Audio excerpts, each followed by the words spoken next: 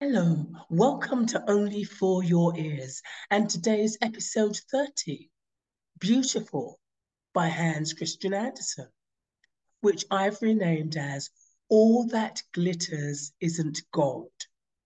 The structure will remain the same. I'll start off with a summary where I'll digress on the most highlighted points and give a reflection. Then I'll move on to my critical review on how the fairy tale plays in society today, with a few examples, either from a book or from real life couples. Then the trigger points. We'll use trigger points that will run in through the fairy tale for me. But not all trigger points are negative. Some are positive and some are negative. So let's begin with Beautiful or All That Glitters Isn't Gold by Hans Christian Andersen tells the story of a young sculptor named Alfred who falls in love with a beautiful woman named Carla. After winning the gold medal and traveling to Italy, Alfred returns to his hometown where he meets Carla and her mother at a party. Captivated by Carla's beauty, I digress. Of course, he falls in love with the most beautiful woman in the room. Alfred eventually marries her. I digress. So there was a delayed reaction to marrying this beautiful jewel. Perhaps he perceived more than he did at first glance. However, he soon realizes that her beauty is only skin deep, as she lacks depth and intelligence. Reflection point. The danger of superficiality. I digress.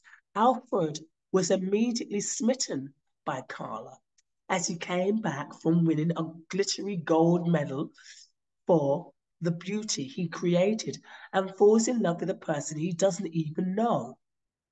They say men tend to be enthralled by the visual aspects more than women. However, I'm not so sure these days. I think we women tend to be doubly demanding. The tale serves as a cautionary tale about the dangers of being superficial and valuing appearances over substance. I digress. There was a gradual response to going further into the relationship, but his desires led him to marrying Carla. Alfred and Carla's marriage suffers because of their focus on external beauty rather than emotional and intellectual connections. I digress. They didn't really get to know each other past the desires of the flesh. But you could know someone for years before getting married and the situation falls apart. This message is further emphasized through the characters of Carla's mother, who is depicted as a naive and ignorant. I digress. I get the impression her mother likes the illusion of her daughter marrying a successful artist who won a gold glittery medal as a great achievement, in the hopes this would rub off on Carla and the mother-in-law. Alfred and Carla, along with Carla's mother, travel to Italy, but they find the experience tiring and return home. I digress. The marriage seems to have become stale and needs to be rejuvenated, but the holiday makes them feel tired. I'd say mental exhaustion. Sophie, a sensible and intellectual friend of the couple, moves in with them. I digress. The dynamics change, providing a breath of fresh air in their lives. When Carla falls ill and dies, I digress. A feeble life with no strength can lead to an inability to to physical physically fight off an illness. Alfred and his mother-in-law grieve her loss, but Alfred eventually marries Sophie. I digress. Through sadness, he learns to appreciate the joy Sophie brings into his life. She has a balance of attractiveness and inner beauty. She is intelligent enough to make the most of who she is inside and out. Reflection, art and reality. As a sculptor, Alfred's profession revolves around creating beautiful forms. However, the story suggests that art cannot replace reality and genuine human connections. Alfred's initial infatuation with Carla's beauty can be seen as a metaphor for his obsession with the aesthetic aspects of art. His eventual realization of the importance of inner beauty may also symbolize a maturing of his artistic perspective.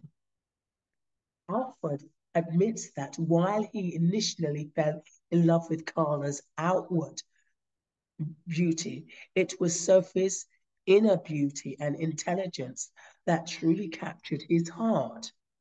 I digress. Remember, Alfred showed a gradual approach to getting married. I believe he didn't trust his intuition, but felt overwhelmed by his desires. He realizes the importance of looking beyond superficial appearances and appreciating the deeper qualities of a person.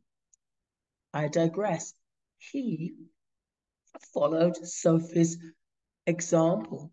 She had a strong hidden influence over him, despite Alfred's unkind words about their potential relationship in afterlife. Sophie remains hopeful that Carla's soul will develop and finds its own beauty, allowing them all to reconnect in a more meaningful way.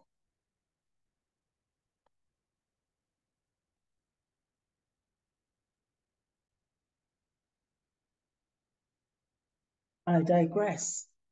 Sophie is more hopeful about Carla finding inner beauty on a soul level because Sophie didn't experience the shattered illusion and great disappointment of falling in love with something that wasn't authentic in reality. Reflection.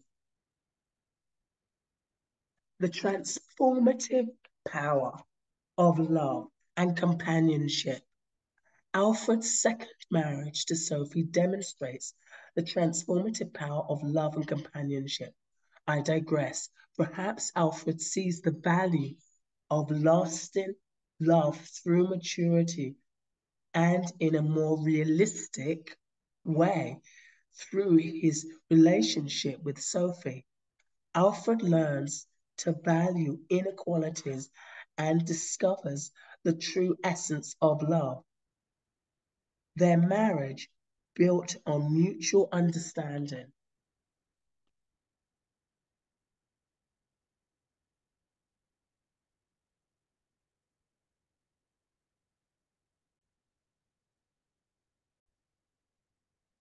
And shared interest stands in stark contrast to his marriage with Carla. I digress. It's a pity Alfred couldn't see the benefits of being married to Carla.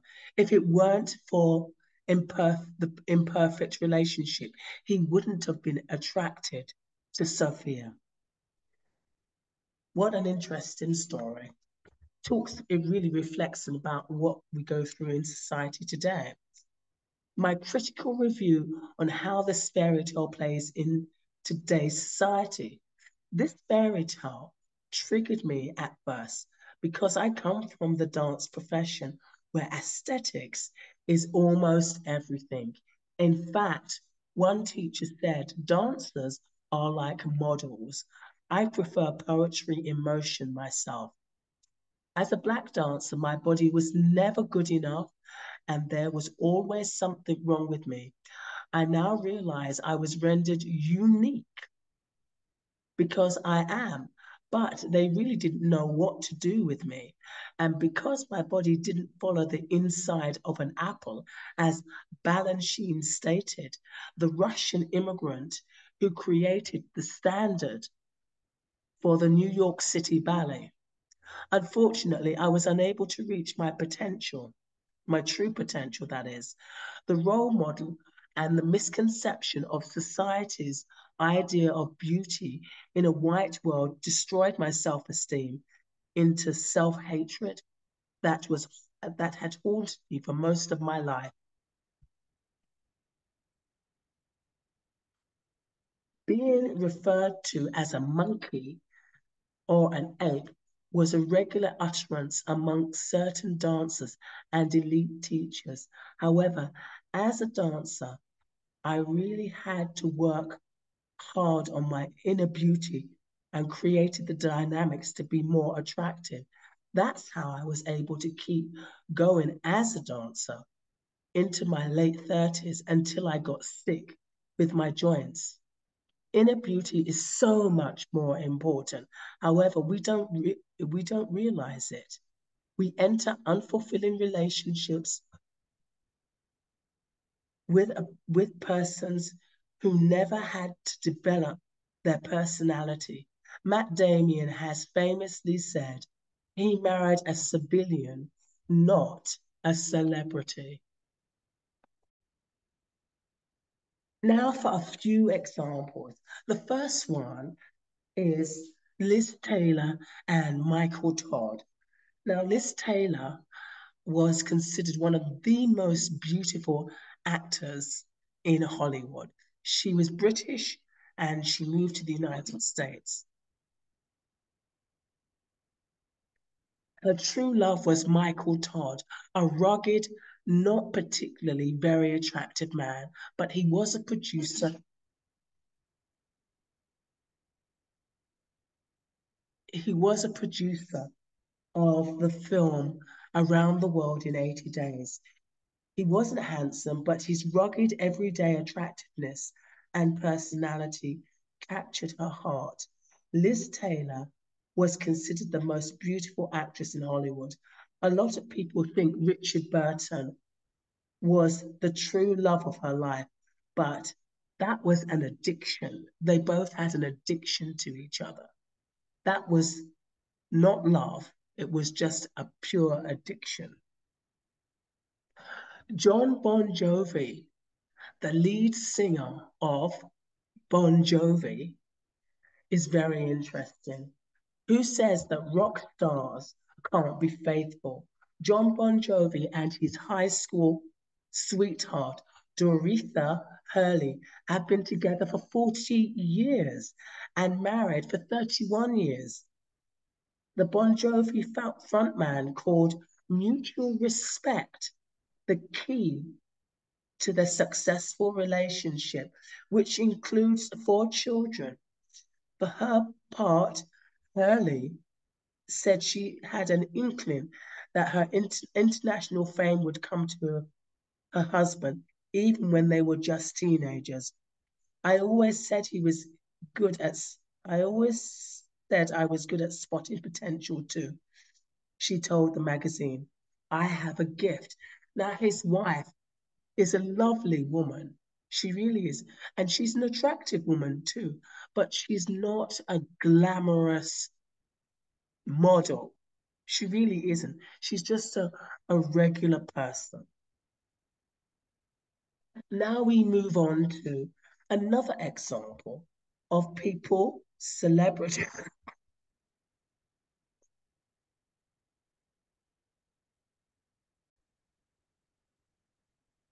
Now we move on to John Lennon and Yoko Ono. This was a controversial relationship when they first started because the British public really couldn't stand Yoko Ono. A different race, and they considered her ugly. Now, I never thought that Yoko Ono was ugly. I just thought that she was plain. And when she was very young, She was attractive, I thought. She was an artist. So they met at an art gallery, and Yoko Ono didn't know who John Lennon was at first. She'd only heard of Ringo, I think.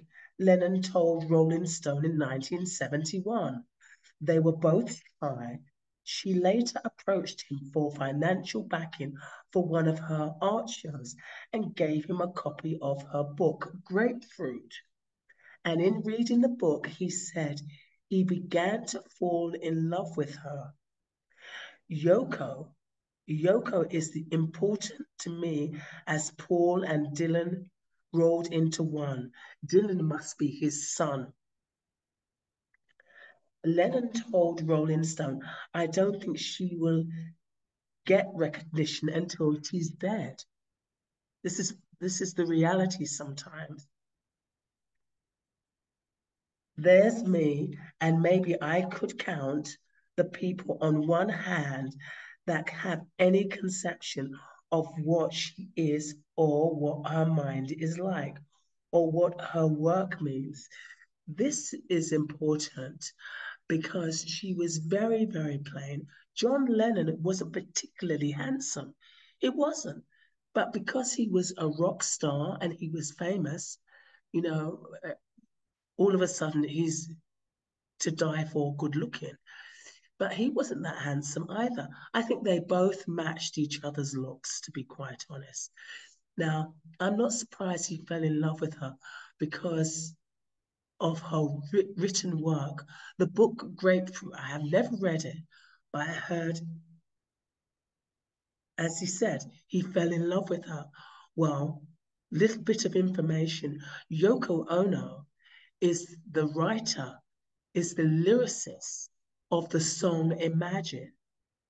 That song, Imagine All the People, was written by Yoko Ono. It was a poem that she wrote for her brother while in the Second World War because they were so poor in Japan.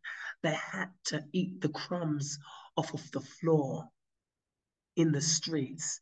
And she wrote this poem for him so he could imagine something so much better than what their authentic life was at this moment in time.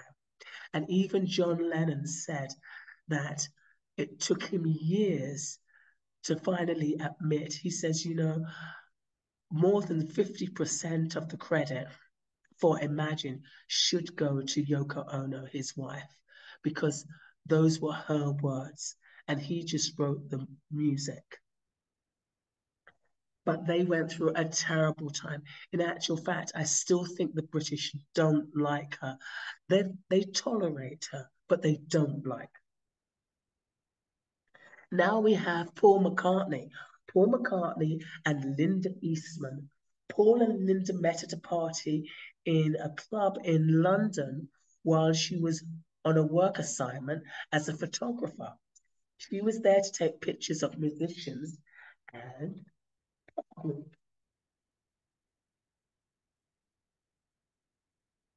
Paul recalls making eye contact with her and blocking her path as she tried to get past their table.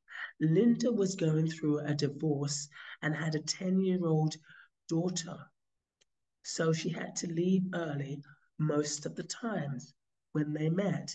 There's a song called When You Say Hello, I Say Goodbye, and that's based on the type of relationship they had at the very beginning. He wrote that describes their distant exchange. Paul's remark on the other women and said Linda was a mature woman, and that's what attracted him to her in the first place. She wasn't a screaming girl running after him, trying to throw him into the bed. She was a real mature woman.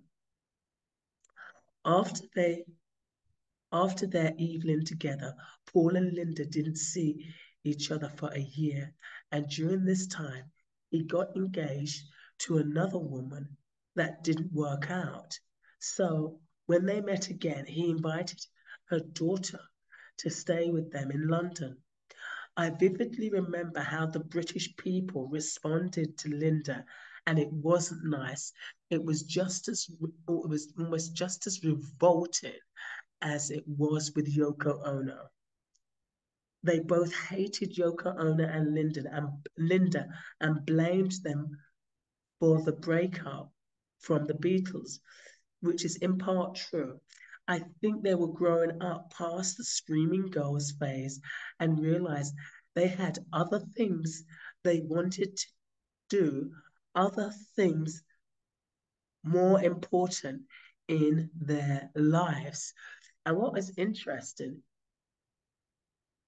is Linda died of breast cancer in 2008, 2009.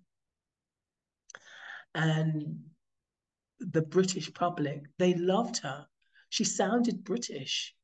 And for the last 20 years, 25 years, they absolutely adored her. But they were married for 30 years. And the first 5 years, it was really, really difficult. But after that, she she became the rose of the ripest rose, and they loved her. Now let's talk about another British icon, and this is Michael Caine and his wife Chiquita. Now, Michael Caine is not particularly good looking. I mean, out of all the men that I've mentioned that have been married, I would say John Bon Jovi is the most handsome, and then Paul McCartney. Michael Caine is not particularly good looking, but he has that internal beauty that a lot of people desire. Anyway, he saw Chiquita on a coffee commercial. Now, this woman is a former runner-up in the Miss World contest. Absolutely beautiful woman from South America, Guyana. He immediately took to this beautiful Guyanese woman with Indian ancestry. They met through a friend, and after that, he called her up 13 times for a date. Now, the first 12 times, she would just say to her friend, "Tell him I'm out," or "Tell him I'm washing my hair. I don't have time for him." And then he called the 13th time because I'm going to try one more time. So he did. And she picked up the phone. She said, "Well, what is it? What do you want?" And he goes, "You know, I've washed your hair a lot, don't you?" And on that, she kind of laughed. And they started dating. The 13th time was a charm. She helped him with change. She helped him to change a bad habit. Before he met Chiquita, he was drinking a liter of vodka a day. And he stopped drinking completely when he fell in love with her. She said he would have fallen in love with her in spite of her beauty because she has such an incredible internal beauty as well. And her inner beauty is what captured his heart. He says, there's so many times I've been in Hollywood and some woman would approach him at a party and try to flirt with him. And he would just look across the room and he would see his wife and he would think, nobody holds a candle to Chiquita. She's absolutely beautiful. And they've been married forever. And the British people did not like her either. And this is a woman of color. They didn't like her either. So the British they want their British men to marry British women, white British women. Now let's take a look at the trigger points. Well, there were a lot of triggers for me, but the most important thing is, have I overcome these triggers? Growing up with the only true sense of beauty in society as white, I had very little reference of what was considered beautiful, but in the image of the white girl, however, I'd never be accepted. This was so true. I was the only black girl in my school at infant school. Um, Growing up in England at that time, there was very few references that I could take a look at and say, that's I can relate to. That's a beautiful woman. You know, a lot of black women wanted to become wanted to take on what was white beauty. But with a lot of black women, we don't have those fine features like a Caucasian person. So it was very, very difficult. What was fortunate for me, though, my mother was very good looking, and she was mixed with Indian, white, and black. And that was a saving grace. And so she was my idea of what a beautiful woman looks like, or at least a very good looking woman. So I didn't feel so insecure. But she wasn't very helpful either because she was a narcissist. And so she used to berate me for my body. She used to really completely ridicule me and laugh at my body and put me down. But I realized that was only because of her own insecurity. It really had nothing to do with me. That this is 40, 45 years, 50 years later, I'm realizing this now. So the idea of what is black beauty, well, black beauty is very, very unique and very diverse. And so I can't really describe it. But what I can say is that as I have gotten older and wiser, I've become able to accept what I look like and what my body looks like. So that's the first trigger for me, and I've overcome that. Now, my second trigger was my sexual inner beauty was beaten down by an insecure white woman. Now, this is a very hard one for me to talk about, but many years ago, I think about in the 1995, 1993, I was working for a choreographer in New York, and she was quite insecure. I didn't realize how insecure she was.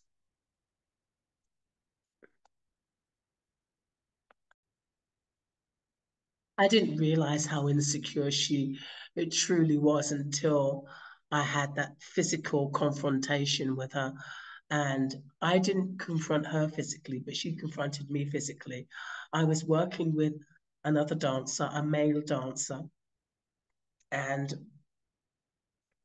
there was a lot of chemistry between I and this dancer, and she didn't like it. Well, I felt uncomfortable. He felt confused as to why this chemistry was coming up. But when you're working with someone, especially of the opposite sex, when it comes to artistry and creativity, chemistry does come up. It happens all the time, especially with films. And so I just chalked it up to this experience. Anyway, she didn't like what was going on. And she said, we're going to have to change this. We're going to have to change this situation. And she stood next to me, in between me and this guy. And the guy had moved away to stand next to another male dancer. And before I knew it, she slapped me very hard on my breasts and she kicked me in my crotch. And the slap and the kick was so hard that the two guys physically rebounded back into space. And I was in shock. I think I was more in shock than calm. And I kind of wanted to ask her, why did you do that? But I didn't. I was just in shock. And I remember still working for her because I blamed myself. I thought there was something that I had done wrong. I didn't realize until later on somebody said, you didn't do anything wrong. What she saw in you, she saw your inner beauty, she saw your inner power, and that intimidated her, and she had to destroy it. She had to beat you down. So there I am struggling with my physical self for most of my life, my physical body. And then here I am working on my inner personality. And then for somebody to come along and just say, I don't like your inner beauty either. Let me just destroy it. It was most devastating. And it took me,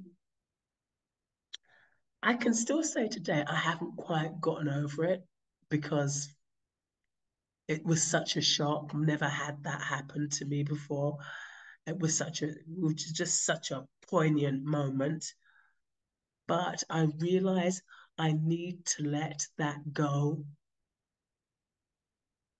This person who did what she did is dead. She died in 2011 of breast cancer, and she left her husband, a lovely man, and she left a daughter, a 10-year-old daughter, who's now probably about 21, 20, 23 years old. And I think it's time that I let that go. Yes, it was a shock. Most people are in shock when they hear that this person did this. But I think it's time for me to really let it go and just, she's in peace now. She's resting in peace. Let it go and let's move on. And so that's what I'm going to choose to do from this day on. And the last one is, if a white man loves a black woman, she must be really beautiful. It couldn't be for her inner beauty. Let's take a look at the great David Bowie, another British icon, an incredible artist who died in the most spectacular way, because most artists die either penniless or of a drug overdose or in really bad situations.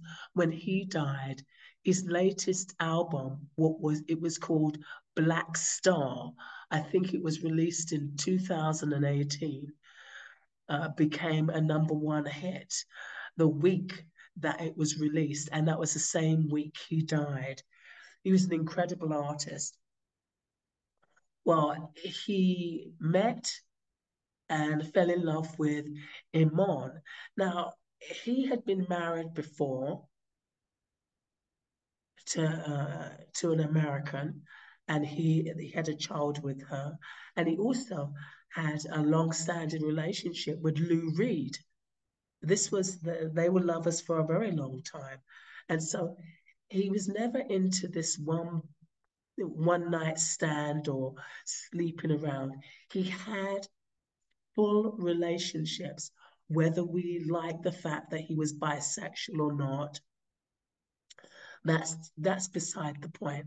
He had full and meaningful relationships. He was married to Iman, I believe, for 23 years. Iman was also married to a black basketball player for a long time. I think she had a son with him. So they were both married before. They met each other and they fell in love. And it was a really, really good union. And they had one child together, who's really quite stunning. Now, I mention this because a lot of people said, well, he married Iman, one of the most beautiful runway models in the world. Yes, he did. And she is, I would say, the best runway model in the world from Somalia. And you would hear people say, well, it's because she's so beautiful why he married her. They would never say, well, because of her inner beauty. They'd say, well, a white man marrying a black woman, she has to be beautiful. And this, in a way, is true. It seems like a real stereotype thing, but it is true that normally, they have to be beautiful if they're going to marry. Very rarely do you hear of a white man marrying an ugly duckling or an ugly black woman. But they had a great relationship. And what I loved about him, very much like Barack Obama in some ways, he honored his wife's power. You know, he honored his wife's power. He would stand at the end of the line and waiting for his wife, you know, who was getting all types of hugs and embraces because of her beauty. And he wasn't embarrassed at all. He wasn't jealous or anything like that.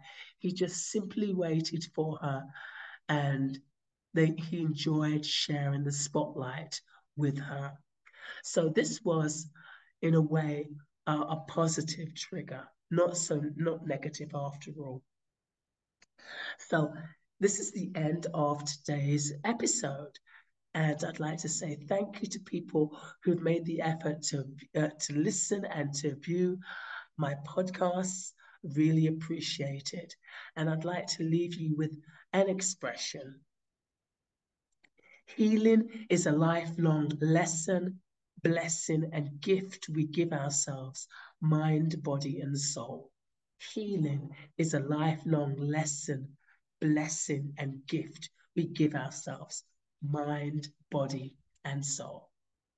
Bye for now.